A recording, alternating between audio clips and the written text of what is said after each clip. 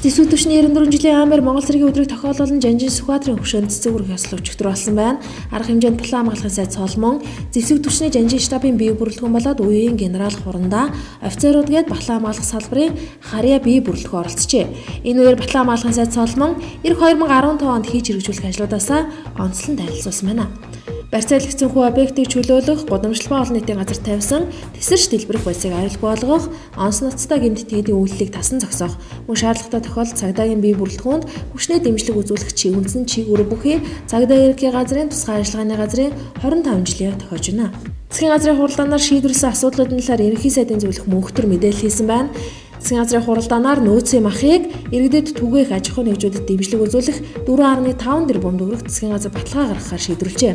Энэ мөнгийг төсвөөс гарах боломжгүй учраас эхний ээлжинд засгийн газар баталгаа гаргаж 2015 оны төсвийн тодтолцоод тусгуулахаар болсон байна. 2014 он нөөцийн махыг хадгалах, түгээх, худалдаалах аж ахуйн нэгжүүдэд 14 тэрбум төгрөг зарцуулахаар төлөвлөснөөс 9.5 тэрбум мөн олгосон бол 4.5 тэрбум санхүүжилт үлдээд байсныг ийхүү шийдвэрлсэн байна. Бүс нутгийн стандартад нийцсэн ангиллаар нүүхс экспортлоор болсон байна. Засгийн газрын 2011 оны 193 дугаар тогтоолоор баталсан аргачлалыг өөрчлөн найруулахаар тогтсон байна.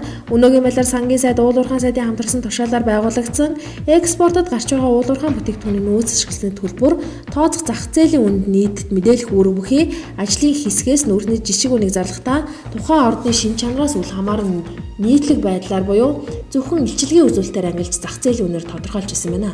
Улсын хурлын өргөдлийн байнгын орны дарга Баас Сөхөө тус байнгын орны гишүүн Бацонднаар өртгөх сэтгүүлчд мэдээлэл хийжээ. Эргүү сонгогчдоос өргөдлийн байнгын ороонд хандаж хуралдаа суудаггүй гишүүнд хариуцлага тооцдог болох шаардлага талаар санал хүсэлт олонтоо ирэх болсон байна. Тиймээс тус байнгын орон улсын хурлын дэгийн тухай улд өөрчлөлт оруулах хүрээнд чуулган байнгын ороо ажлын хэсгийн хуралдаанд оролцдоггүй гишүүнийг мөн дээр хуралдаа согтуу ирсэн гишүүнийг эргүүлэн татах, хуралдаа 1 минут хоцорж ирсэн бол 100 мянган төгрөгөөр торох зэрэг заалттай хуулийн төслийг боловсруулж байгаа юм. Энэ хуулийн төслийг хаврын чуулганаар хилцүүлнэ гэж улсын их хурлын гишүүн Бацондон мэдээлжээ. Засгийн газрын ээлжид хуралдаанаар хэд хэдэн чухал асуудлыг хэлсэн шийдвэрлсэн байна. Тухайлбал 260 ор бүхий нэгдсэн эмнэлгийг ажилуулах төслийг концессээр хэрэгжүүлэхээр болжээ. Тодорхойлбол хууль зүйн яамны үндсэн хөргөд бүртгэлтэй дуусгаагүй барилгыг эмнэлгийн зорилгоор шинжилэн сайжруулж 260 ор бүхий нэгдсэн эмнэлгийг ажилуулах төслийн концессийн гэрээний өгсөнлөөр хөрөнгө оруулагч талтай зохиц журмын дагуу хэлцээ хийхийг хөрөнгө оруулалтын газрын дарга Жавхланбаатарт даалгажээ. Мөн газрын төсний хайгуул ашиглалтын үйл ажиллагаа эрхлэх талаар төрийн захиргааны байгууллага компани хооронд байгуулах бүтээгдэхүүн авах гэрээний загварыг баталсан байна.